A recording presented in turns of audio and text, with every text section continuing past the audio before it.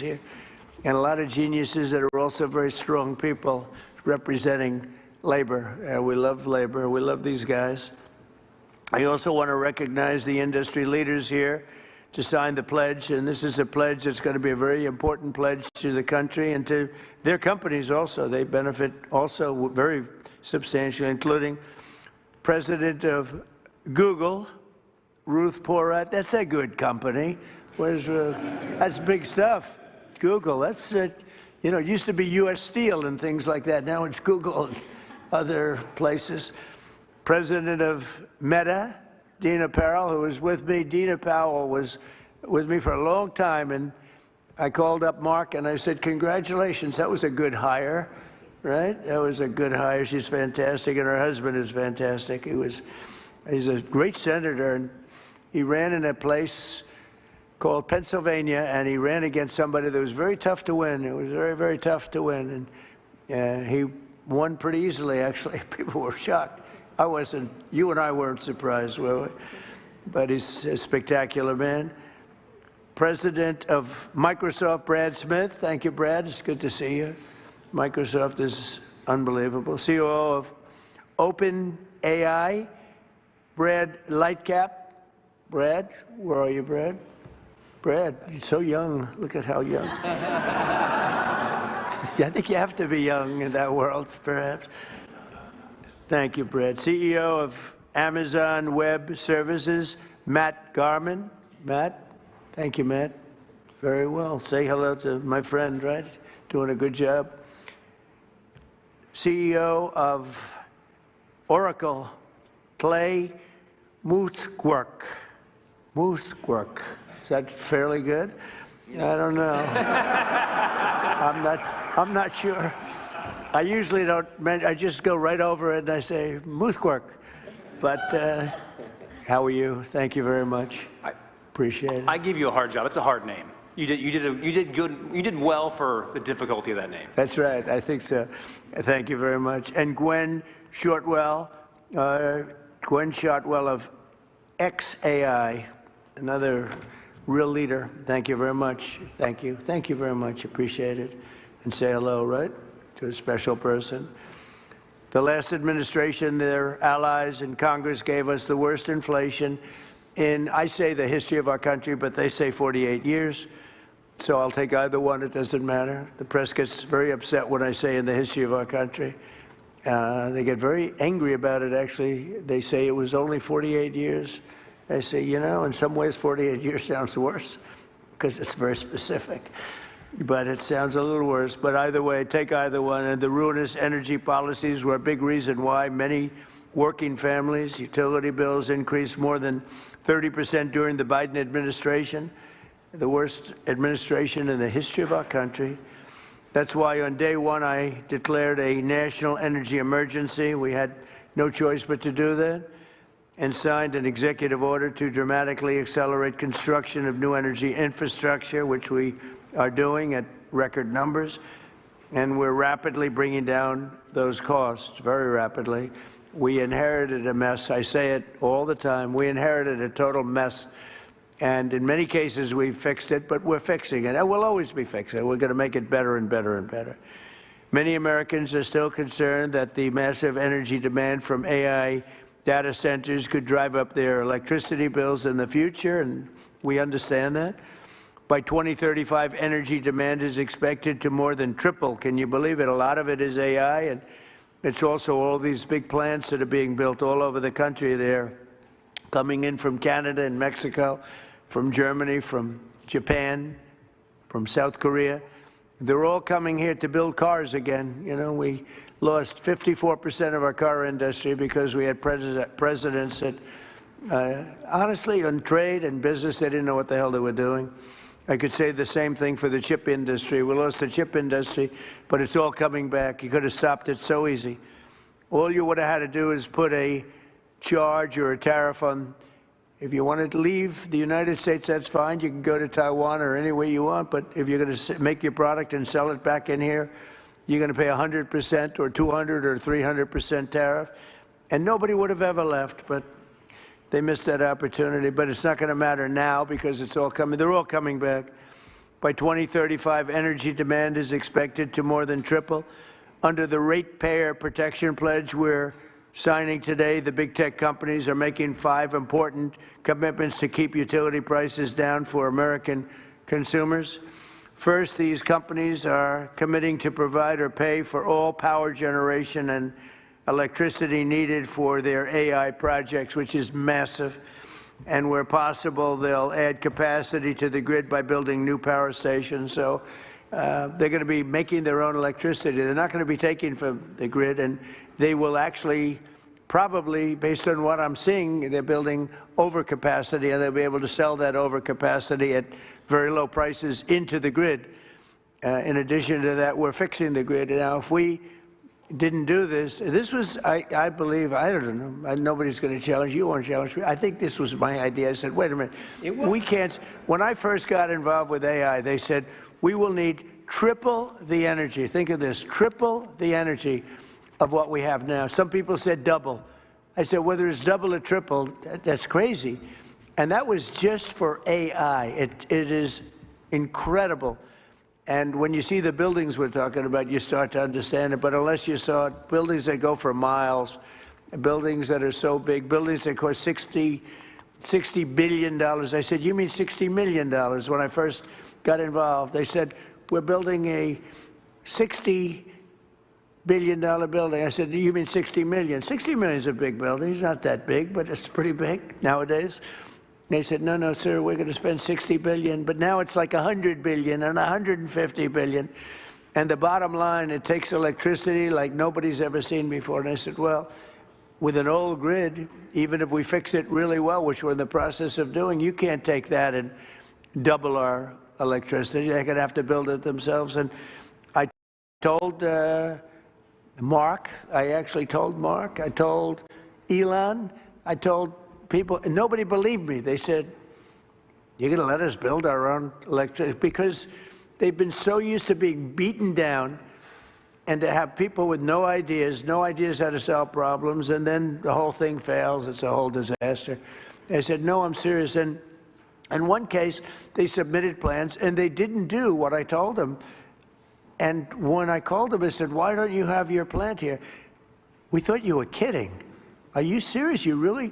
They couldn't believe it, in a good way. They said, it's too good to be true. And I said, no, it's not. And here's the other thing. You'll have your approvals within 2, 3, or 4 weeks. It used to take 20 years to get it prior to rejection. So in other words, you go 20 years prior to rejection. They'd vote. They started off young. They were young, trying to get approvals for a stupid plant, one plant. Their whole life was devoted to getting this plant. And around 22 years, in one case, 22 years later, he got rejected. I said, that's not good.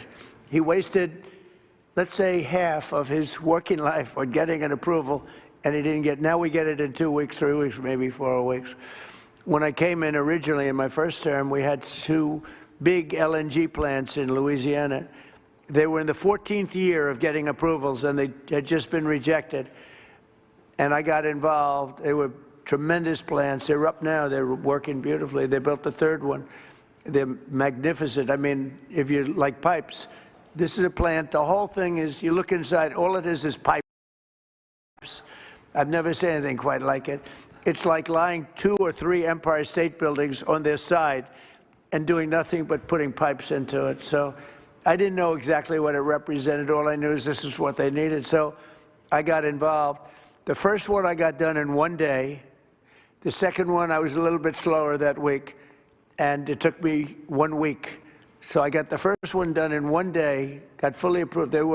And when they called up the head, and I didn't want anything. I don't want anything for myself. I want it for the country. When they called up the head of a company like a Microsoft or like any one of the people in this room, but they called up the heads, they said, no, we got rejected. No, you just got approved. It was 1 day and 1 week, and they were built.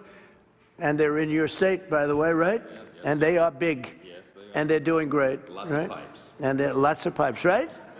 That's all I noticed. I said, I've never seen anything like that. Anyway, so for these companies committing to provide or pay for all power generation electricity needed for their AI projects, where possible, they will add capacity to the grid. They're going to be adding a lot of capacity, and I think it's going to be really, and I've seen some power plants. I'm actually more interested in the power plant than I am in information. I said, where do you make the money for this? They said, information.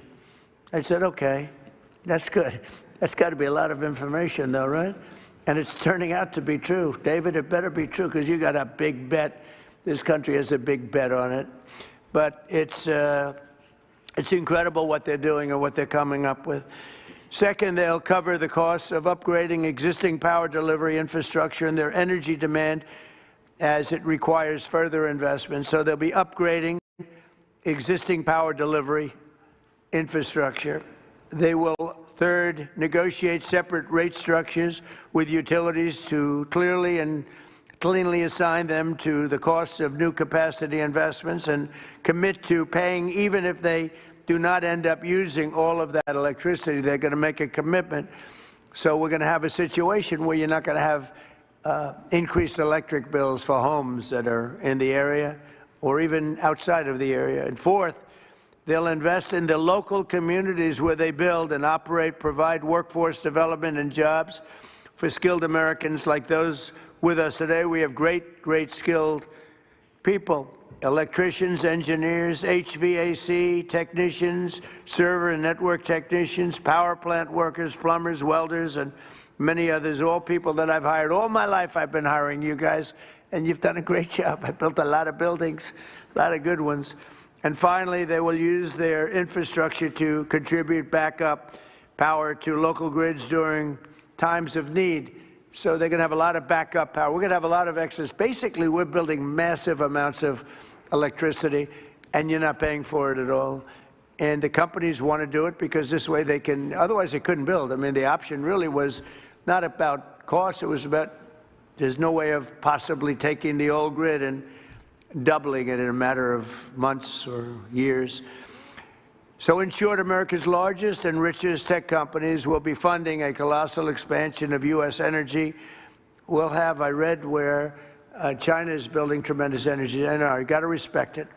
But we're building similar amounts. We're building what we need, and we're building it through the private sector. We're building it through great companies. And I've seen some of the plants that these geniuses, they are real geniuses, are showing, and I say, wow, that's really great. You're really doing things in terms of technology with electricity that, frankly, the standard, wonderful power companies probably aren't going to be getting there. Maybe as you build them, they'll be start. But some of the plants that I've seen, Dina, are absolutely unbelievable.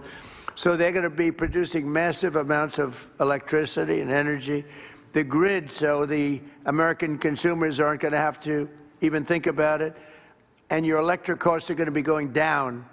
Now, unfortunately, it'll take a little time to get there.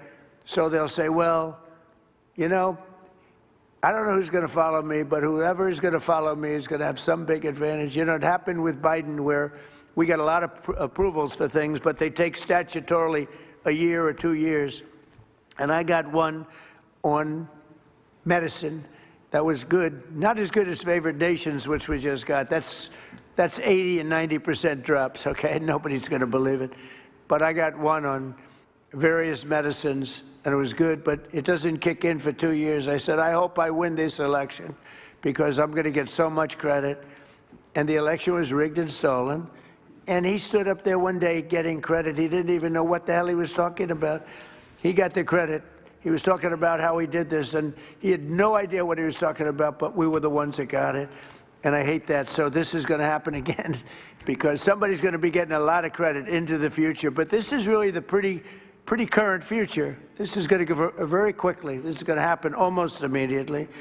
The United States is leading the world in AI by a lot. We're leading China. We're leading everybody by a lot. Without this, you wouldn't even, I don't think you could build, Brad, you couldn't build a plant, right? Without this, I don't think you could, you know, you'd have to rely on the grid, and you wouldn't be able to do that. So the United States is leading by a lot. We're leading everybody. And it's not only, you know, other countries are very much into it. They all want it. But we're going to be dominant in this field, which is very important. In crypto, we want to be dominant. We want to be dominant in everything we do. and this agreement will ensure that America can maintain the most advanced AI infrastructure on the planet without American families being forced to pick up the tab. And that's why the early ones, they hook up to the electric utilities and they can't produce the kind of numbers electric-wise that they want, and they end up raising the rates. It's not going to happen anymore, and now it's going to go the opposite way. They'll make a lot of money, and electric rates, we actually think they're not going to stay. I think they're going to actually, Chris, they're going to actually come down. So your electric bills will actually come down. It'll take a little while, but not long. So this new strategy, never tried before in any country, will pave the way for continued American dominance in energy and technology working together. So you're going to have great energy sources because you're going to build them yourself, and if they're not good, you'll make them a little bit bigger and better, right? But again, a lot of people, it took me 6 months to convince people that I was serious about this, and we have a very big key to what we're doing is Lee Zeldin. He's in charge of the Environmental Department and Energy, and the job he's done is incredible, getting you fast approvals. So some of the plants are starting and they're coming in. I say, Lee, 2 weeks for natural gas. Don't worry about wind. Forget it. It's worthless. You don't get approvals for wind. We don't do wind in this because it's a loser. Except for China, they make all the windmills. You know, China makes all the windmills. The only problem is they don't have wind farms. You ever think somebody's going to have to look at that? How many wind farms have you seen lately in China? They make the windmills. They sell them to the suckers over in Europe. Europe is buying them by the thousands. And I told them for 3 years this is not going to work out well. And now they're saying I was right. But we are, I say, natural gas, clean, beautiful coal. You know, we don't ever say in the Trump administration you're not allowed to use the word coal unless you precede it by saying clean, beautiful. And Chris made a beautiful speech about 3 weeks ago, and he took me very, very seriously. And every time it was about coal, and every time he mentioned coal, it'd say, clean, beautiful coal, clean, beautiful coal, clean, beautiful. I said, Chris, easy. It sort of stepped in the speech a little bit. It was a little much, but we got the point across. That coal is clean and beautiful. Well, look, it's so many of the nations that are working are using coal, and you can do things with coal today that are incredible in terms of the environment and in terms of cleanliness. But I said 2 weeks for oil and gas, coal, and for nuclear power plant, maybe take 2 or 3 weeks. You can add on an extra week. But Lee Zeldin has done an amazing job in getting you all of the permits that you need, because normally that would take many, many years, and they're already building the plants. They're being built all over the country, and they are incredible. So with that, I'll introduce Chris Wright, who's we were lucky to get him. Doug Burgum convinced me he was the best guy. I wanted Doug Burgum for his position, and because I'm very impressed with Doug, he's doing a fantastic job. He said, there's somebody that's better than me on energy. I said, oh, a guy named Chris Wright.